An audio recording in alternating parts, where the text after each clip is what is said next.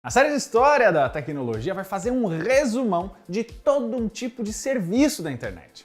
Nós vamos falar das redes sociais, desde lá os primeiros experimentos de sites de relacionamento, até a situação com megacorporações no controle dessas páginas. Para saber a origem, a evolução e a atualidade desse tema, primeiro, deixa o joinha porque a pesquisa está bem completa. Se inscreva no canal para mais conteúdos como esse e toca no sininho para não perder novos vídeos quando forem ao ar, beleza? Então vamos lá para a história das redes sociais. Para começar bem rapidinho, o que é uma rede social? Olha, o conceito atual e mais aceito é a de um canal na internet que permite conexão e apresentação de si mesmo, em tempo real ou não, com pessoas atingindo audiências pequenas ou vastas, com interação ou um conteúdo que é gerado por elas mesmas. E sim, tem muito serviço hoje que se encaixa nessa definição. Por isso, aqui a história começa já depois do início da internet comercial, ou seja, a partir da segunda metade da década de 90. Outros sistemas de comunicação, como redes de pequeno porte ou sistemas de fórum e comunicação, tipo os bons e velhos BBS, não vão entrar nesse conceito. Plataformas de blogs e mensageiros instantâneos também não. Mas elas também se popularizaram mais ou menos nesse período, como a gente contou em histórias como a do MSN aqui no canal. Mas vamos lá. O primeiro site que tem características de rede social nasceu em 1995. O Classmates.com, na verdade, era um diretório de alunos, uma lista de contatos e pessoas que eram vinculadas a essas instituições de ensino, para você meio que achar quem estudou com você anos antes. Então é importante dizer que essa página depois incorporou funções de rede social, não sendo a primeira, mas sim uma espécie de pai dos sites mais modernos. Por volta de 2010, aliás, o Classmates começou a incorporar conteúdos de nostalgia na tentativa de sobreviver no mercado, mas o projeto não deu certo. O site até existe ainda hoje, mas só com a função de reconectar você com ex-colegas de classe. Páginas parecidas começaram então a surgir agora com o objetivo de reunir comunidades étnicas ou então de imigrantes. O Asian Avenue, Mihente e Black Planet são só alguns dos nomes mais populares, mas, de novo, eles ainda não marcavam todos os itens da lista de características para ser uma rede social. Até que em 1997, um empresário chamado Andrew Weinrich cria o sixdegrees.com. Esse é um site que permitia ao usuário criar um perfil, adicionar amigos e acessar as páginas deles. E o nome vem daquela ideia de que todo mundo está a no máximo 6 pessoas, 6 conexões, 6 graus uma da outra. O Six Degrees é considerado a primeira rede social do mundo que já nasceu pronta, com todas as funções clássicas desse tipo de serviço. Ele chegou a bombar no começo, mas teve dificuldades de monetizar a plataforma e fechou super cedo ainda em 2000. Aliás, esse começo da década de 2000 é também o período da bolha.com, a bolha da internet, que teve a história contada aqui no canal, mas vale a pena falar. Essa foi uma reviravolta financeira no preço de ações de companhias digitais, que deu uma esfriada em vários sites e quebrou vários outros, até empresas inteiras. Por outro lado, ela também fez outras marcas a buscarem ideias e possibilidades diferentes para se manter com seus negócios online. Um desses frutos foi o Rise, que se escreve com Y e Z, que foi lançado em 2001 para ajudar pessoas a criarem redes profissionais de contatos e tinha a possibilidade de envio de mensagens, ou seja, meio que um precursor do LinkedIn. Já em 2002 sai o Friendster, criado por Jonathan Abrams e Peter Thiel como uma alternativa mais casual, mais social do Rise. Reza a lenda que eles eram usuários por lá e tiveram a ideia de lançar algo muito parecido, mas sem esse foco profissional.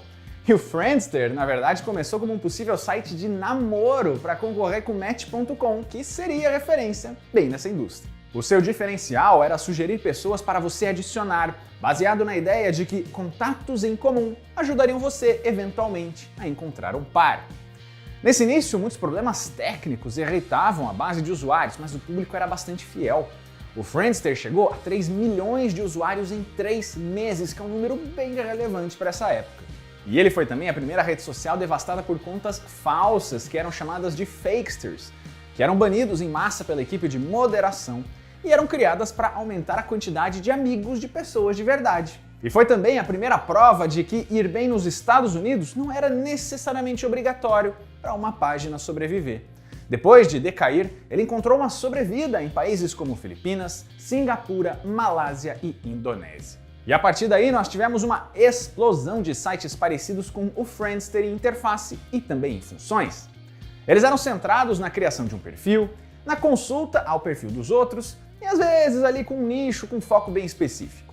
Alguns foram esquecidos, outros viraram gigantes, como foi o caso, por exemplo, do MySpace, que em 2004 conquistou o público jovem com a divulgação de bandas e de toda uma cultura de uma geração, além de permitir a personalização da interface.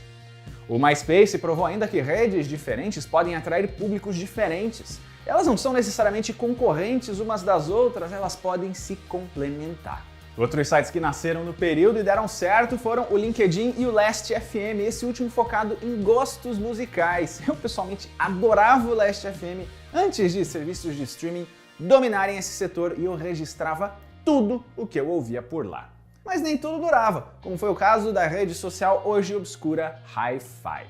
E 2004 é um ano de ouro para as redes sociais por causa da quantidade de lançamentos. Para começar, é quando nasce o Flickr, uma página de hospedagem de fotos que vai se transformar em uma rede social dedicada para fotógrafos amadores e profissionais. O Flickr não é mais tão relevante hoje globalmente, teve tempos difíceis sob o comando do Yahoo, mas ainda é sim muito usado para compartilhar imagens. Esse é também o ano em que nasce o Orkut, fruto do trabalho paralelo de um engenheiro da Google com esse mesmo nome. A história do Orkut a gente também contou aqui no canal e o site, até hoje, mesmo anos depois do seu fechamento, está no coração dos brasileiros, já que foi o serviço mais adotado por aqui nesses primeiros anos. O sistema de comunidades, o envio de scraps e depoimentos, a personalização do perfil e até adições como o Buddy Poke e a colheita feliz são marcantes na história da internet brasileira. Mas 2004 é também o ano em que um jovem estudante de Harvard chamado Mark Zuckerberg cria o TheFacebook.com, um site com listas de alunos da universidade para você conferir o status de relacionamento de cada um. Aos poucos e depois de muitas polêmicas sobre roubo de ideias e brigas com outros sócios, esse serviço foi expandido para outras instituições e ganhando cada vez mais funções. O Facebook hoje dispensa apresentações e é a maior rede social do mundo, mesmo estando em tempos de crise. Mas isso vai demorar para acontecer. E é em julho de 2005 que nós temos as primeiras provas de que as redes sociais podem ser um negócio lucrativo que movimenta muito dinheiro. E esse é o período em que o conglomerado News Corporation compra o MySpace por 580 milhões de dólares, o que gera muita atenção por parte do mercado e dos usuários. Só que é o ano também de nascimento da Bebo, uma rede social que você provavelmente nunca ouviu falar, mas que também é simbólica pelos motivos errados. Ela foi relativamente popular até ser comprada pela AOL por 850 milhões de dólares, mas a AOL, já em crise, simplesmente não sabia o que fazer com ela e os números começaram a despencar. Essa aquisição super faturada e mal feita fez a marca mudar de mãos várias vezes e declarar falência em 2013, provando que nem todas vão prosperar e que não adianta só você empurrar um caminhão de dinheiro para uma rede social e esperar que as coisas derem certo. Do outro lado do mundo, a chinesa QQ, da Tencent, passa de ser só um mensageiro, tipo um ICQ, um MSN, para virar a maior rede social do mundo em usuários, isso do nada, quando ela adiciona recursos de perfis e listas de amigos. E aí, em 2005, nós temos outros dois lançamentos importantes. O primeiro é o da plataforma de compartilhamento de links Reddit, e o segundo é o do YouTube, que nasce como uma mistura de rede social e plataforma de vídeos. Essa é uma ideia de mistura que seria bastante aproveitada no futuro. Eu posso, ao mesmo tempo, ter um perfil e interagir, mas também ser um criador de conteúdo e postar ou guardar coisas por lá. Um ano depois, a Google adquire o YouTube e transforma ela nessa gigante que ela é até hoje. Mas falando em gigantes, em 2006 nós temos o nascimento do Twitter, com a proposta de publicação de mini postagens e também uma timeline que é inicialmente só com conteúdos que você escolheu seguir em ordem cronológica. E é o ano de chegada também do VKontakte, ou VK, que vira a rede social russa de maior sucesso. O fundador dela é o Pavel Durov, o mesmo que anos depois criou o mensageiro Telegram. E tem mudança na briga pela liderança de redes sociais em 2008. Esse é o ano em que o Facebook ultrapassa pela primeira e definitiva vez o MySpace, que começa a decair. E esse é o ano também em que a campanha do então candidato Barack Obama para a presidência dos Estados Unidos ganha destaque pelo plano unificado, massivo e personalizado de usar todas as redes sociais possíveis para gerar engajamento, para atrair eleitores. Essa não foi a primeira vez que elas foram usadas por políticos, mas virou quase como um marco zero de uma nova era. E claro que nem toda rede social seria bem aceita pelo público. Em 2009, um site de relacionamentos chamado Beautiful People gerou polêmica por, olha só aceitar pessoas bonitas. Fora virar notícia por causa disso, ela não conseguiu muito sucesso nesse mercado. E a virada da década marca ainda o início da era do mobile, do acesso a redes sociais via smartphone, com apps dessas plataformas e versões light desses aplicativos para conexões e aparelhos que eram menos potentes. Essa mistura de redes com o uso do celular fica marcada inclusive na política de novo. Nos anos seguintes, protestos como a Primavera Árabe e o movimento Occupy Wall Street usaram muito plataformas de conteúdo para fazer denúncias, coberturas em tempo real e convocações para passeatas. Nesse momento, redes sociais eram vistas principalmente como grandes aliadas. E claro que tem muito serviço ainda nascendo. 2010 marca a chegada do Pinterest e também do Instagram, dando início a uma era em que fotos são mais relevantes que fuçar contatos ou então ler grandes blocos de texto, além de incentivar o uso de filtros para dar um toquezinho ali personalizado nas imagens. No cinema, nós tivemos ainda a estreia do filme A Rede Social, dirigido por David Fincher, que conta a história controversa, curiosa do Facebook, com um grande elenco e ótima direção. Na época da estreia, pouca gente acreditava que um filme sobre o Facebook daria certo, mas foi uma grande surpresa, eu recomendo. A fundação do Snapchat também é mais ou menos de 2011. Esse aplicativo foi criado por Evan Spiegel e cria o conceito de conteúdos efêmeros, aqueles que somem com o tempo, e que depois seria copiado em especial pelo Instagram. Já do lado dos exemplos mal sucedidos, nós temos o Google Plus e aquela tentativa de unificar perfis, serviços e seções de comentários em uma única plataforma baseada em círculos. Deu errado, pouca gente realmente adotou e logo a Google voltou atrás. Ainda em 2011, tivemos mudança no mercado brasileiro. O Facebook passa o Orkut no Brasil, um dos últimos lugares em que ele ainda não era o número 1. Essa mudança também foi definitiva e o querido Orkut fechou 3 anos depois. Nós já tivemos alguns boatos de retorno, mas até agora nada definitivo. Mas vamos voltar para o Facebook, porque é em 2012 que ele celebra a marca de 1 bilhão de usuários cadastrados e começa a sua era de ouro. E o site do Zuckerberg virou rei por vários motivos. Concentrar múltiplas funcionalidades, ter recursos matadores como o like, bolar um algoritmo que favorecia pessoas e suas conexões, pelo menos no início, e virar a referência do tipo, tem um Facebook aí para eu te adicionar?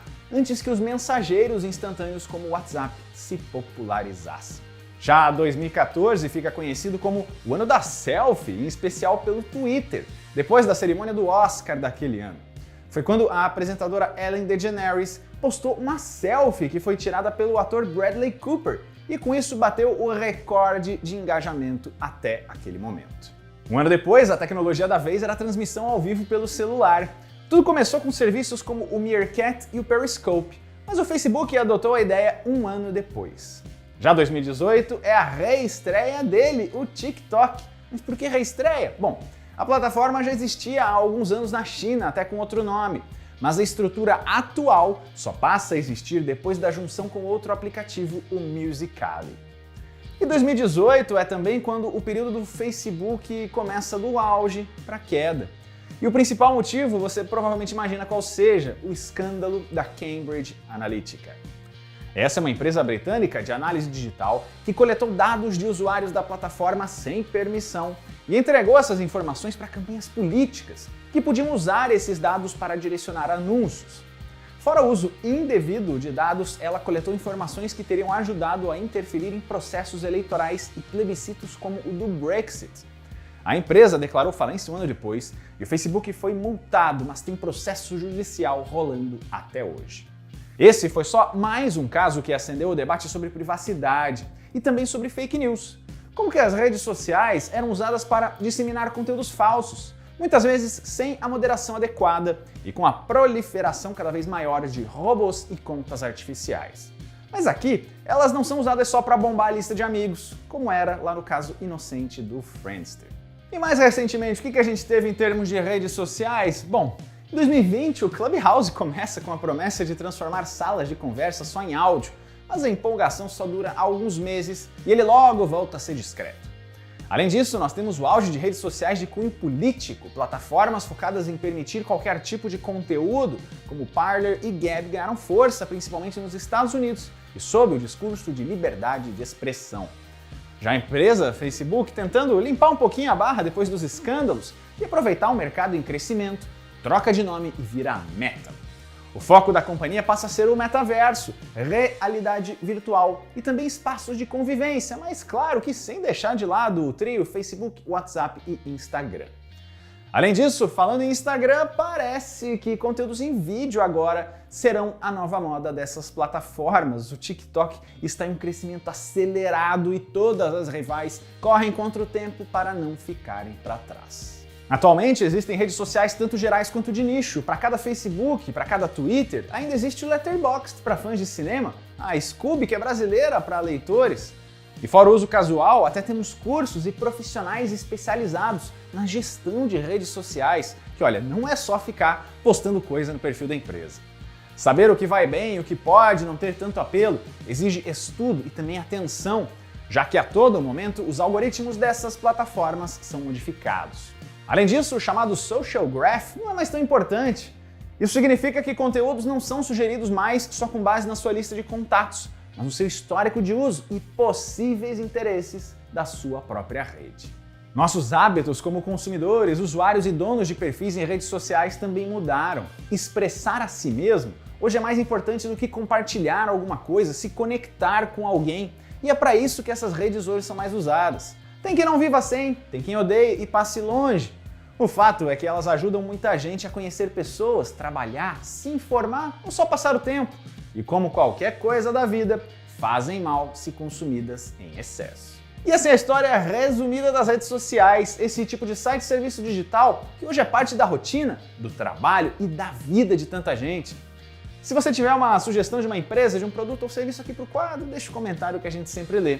As fontes usadas para o roteiro estão na descrição. Não se esqueça que esse vídeo é só um resumo, um recorte, muita coisa fica de fora. Confira ainda a playlist do História da Tecnologia para saber do que nós já falamos por aqui. E até a próxima!